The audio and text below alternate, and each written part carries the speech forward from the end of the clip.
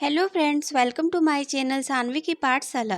Friends, in this video we will cover the Kallakh's Tale written by Geoffrey Chaucer in his work Prologue to Canterbury Tales. So let's see. Friends, in previous video we have already covered the Knight's Tale, which is very first tale in Prologue to Canterbury Tales.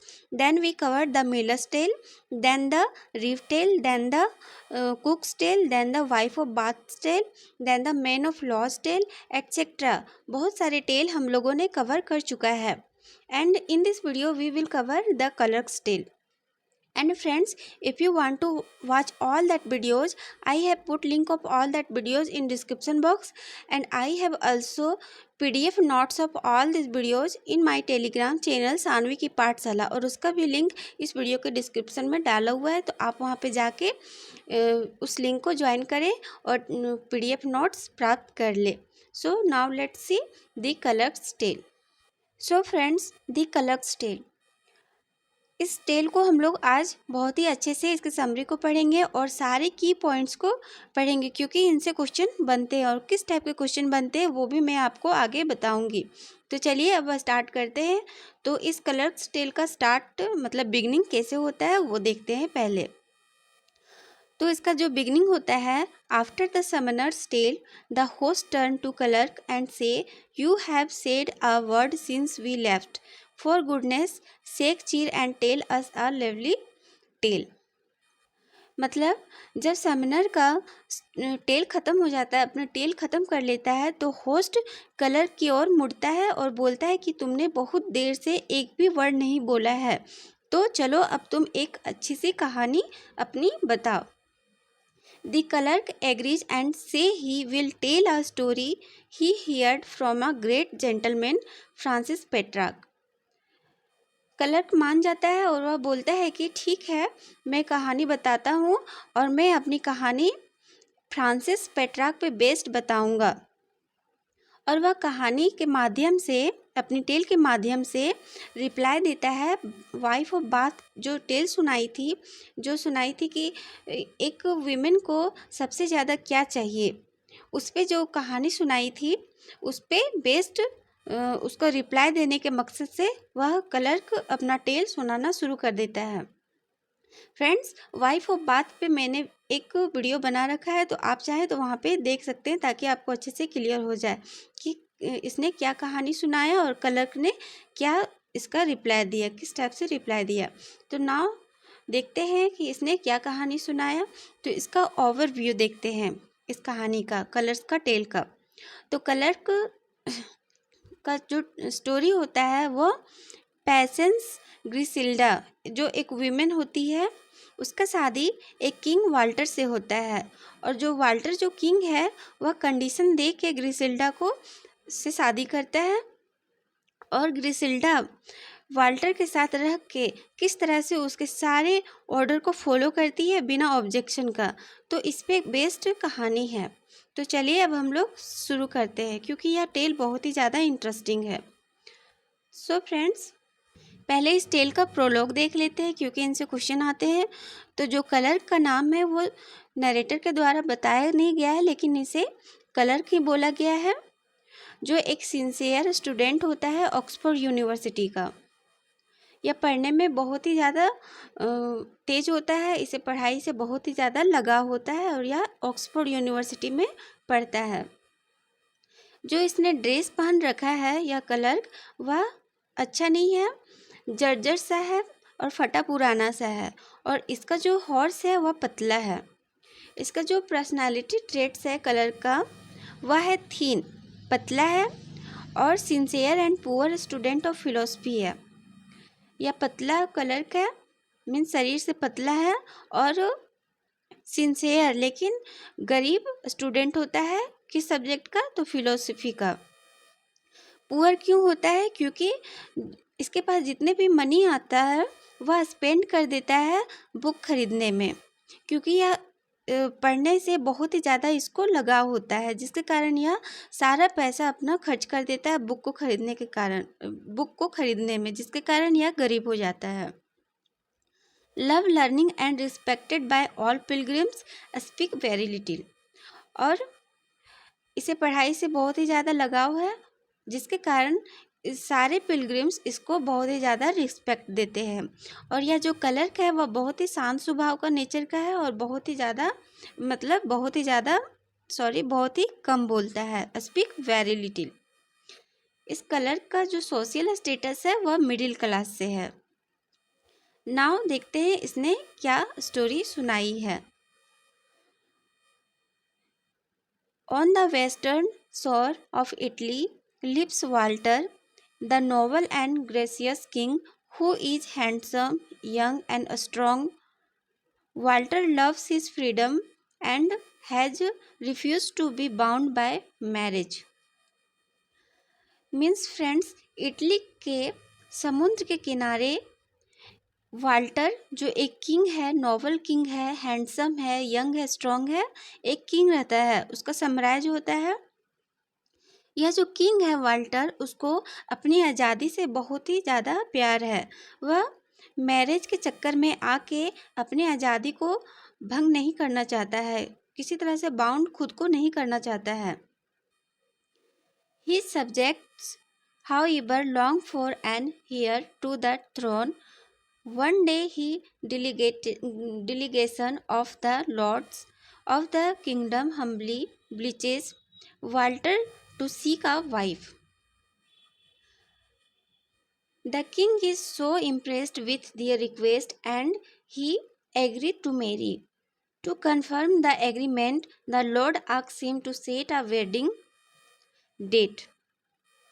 मतलब friends, मैंने आपको बताया कि यह जो Walter है उसको आज़ादी से बहुत प्यार है, वो किसी तरह से बाउंड नहीं होना चाहता मैरिज के चक्कर में। तो एक दिन उसके जो प्रजा होते हैं वो उसके थ्रोन पे, मतलब एक उत्तराधिकारी चाहते हैं उसके थ्रोन पे, इसलिए वह किंग से रिक्वेस्ट करते हैं कि आप शादी कर ले।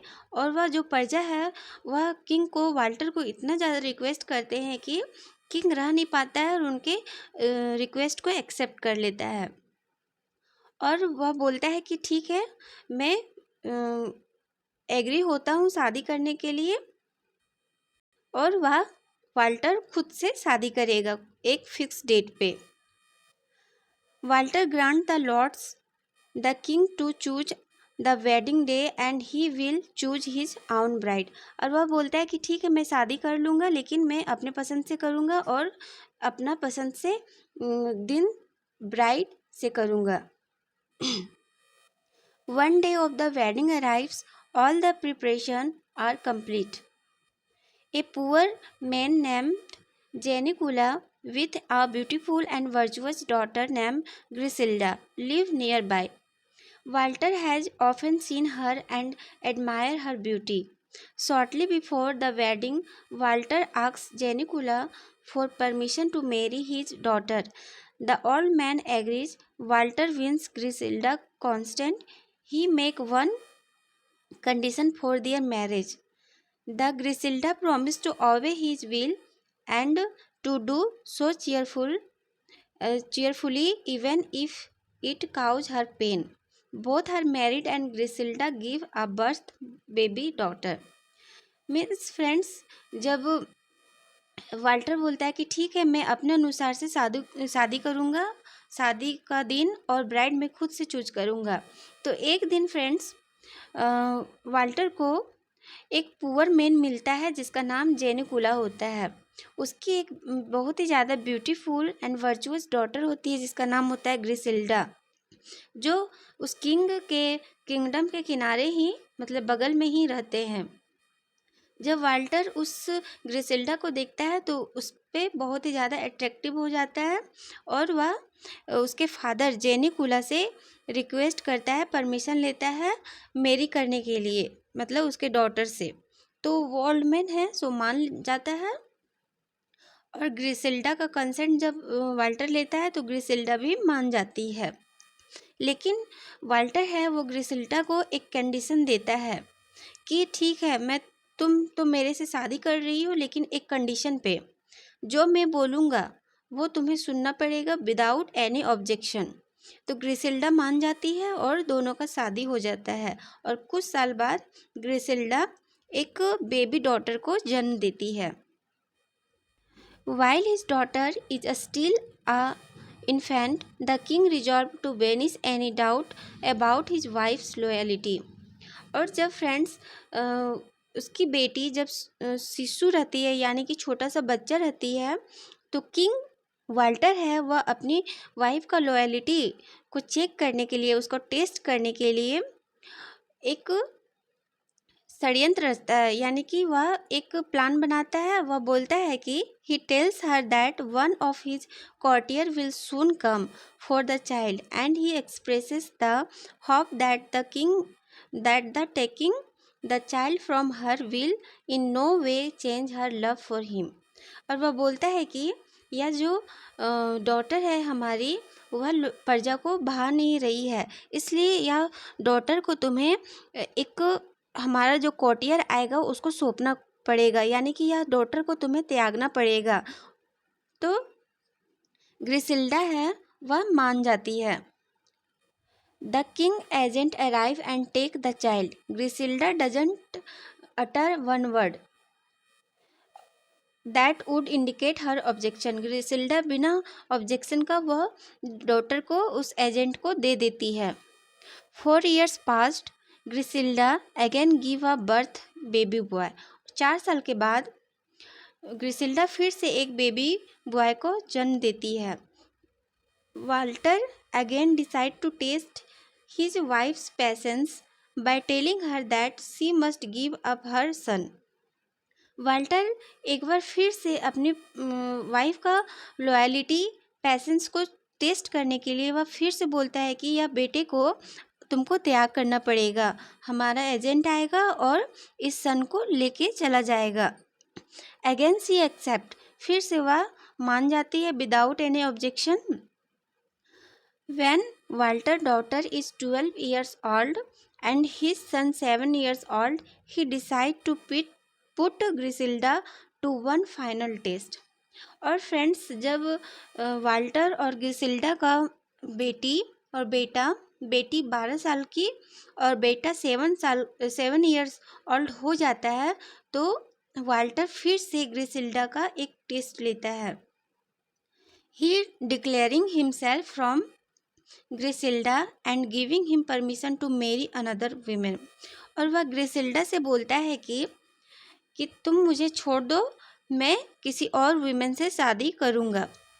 तो Griselda she accept with a sad heart, वह मान लेती है कि ठीक है आप शादी कर ले, और वह अपने फादर के पास चली जाती है। लेकिन जब वह वाल्टर ग्रिसिल्डा को बोलता है कि मैं दूसरे वीमेन से शादी करूंगा, तो ग्रिसिल्डा बोलती है कि ठीक है आप कर लीजिए, लेकिन मेरे साथ जैसा व्यवहार आपने किया है प्लीज़ वह लड़की के साथ नहीं कीजिएगा, क्योंकि वह एक नोबल गर्ल होगी जो यह प्रिटेंड नहीं कर पाएगी।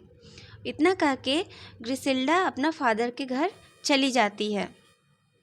इन Walter's seconds wedding day, Griselda help prepare the beautiful girl whom she doesn't recognize her as her daughter for the wedding। और जब वाल्टर का सेकेंड वेडिंग का दिन आता है, तो ग्रिसिल्डा किंगडम आती है उस लड़की को तैयार करने के लिए, और वह लड़की को ग्रिसिल्डा नहीं पहचान पाती है कि वह उसकी डॉटर है। वाल्टर कैन स्टैंड हिज आउन क्रूएलिटी नो लॉन्गर। जब इतना कुछ देख लेता है कि ग्रिसिल्डा चुपचाप सह रही है, तो वाल्टर खुद को अब नहीं रोक पाता, वह सारी सच्चाई ग्रिसिल्डा को बता देता है। He confesses to her that the beautiful girl and handsome boy are their children, and they have been given loving care in his sister ब्लोंगा।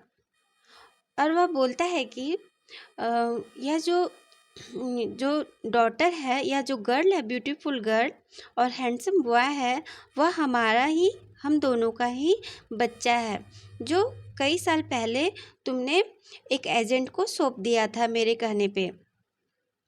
सारा सच्चाई बता देता है, और वह बोलता है कि इन दोनों बच्चों को मारा नहीं गया था, बल्कि मैंने तुम्हारी लॉयलिटी पेशेंस को चेक करने के लिए इन दोनों बच्चों को मैं अपने बहन के घर भेज दिया था। मेरी बहन इन दोनों बच्चों को टेक केयर कर रही थी।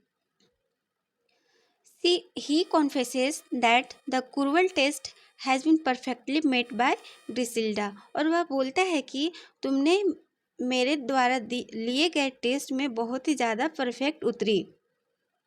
They live the rest of their lives in bliss, and when the Walter dies, his son succeeds to the throne. और तीनों अच्छे से रहने लगते हैं उस किंगडम में. और जब वाल्टर का डेथ हो जाता है तो वाल्टर का जो बेटा होता है वह उस थ्रोन में बैठता है. इस तरह से वहाँ का प्रजा को उत्तराधिकारी मिल जाता है. So friends, that's all about clerk's tale. And friends, इस तरह से क्लर्क्स ने वाइफ ऑफ बाथ से अपना टेल के जरिए उसका टेल का रिप्लाई दे दिया. सो फ्रेंड्स, यह वीडियो आपको थोड़ी भी हेल्पफुल हो तो इस वीडियो को like, share and subscribe and दोस्तों के साथ शेयर जरूर से करें फ्रेंड्स. सो फ्रेंड्स, मिलते हैं नेक्स्ट वीडियो में नेक्स्ट टेल के साथ. तब तक के लिए thank you, bye bye, take care.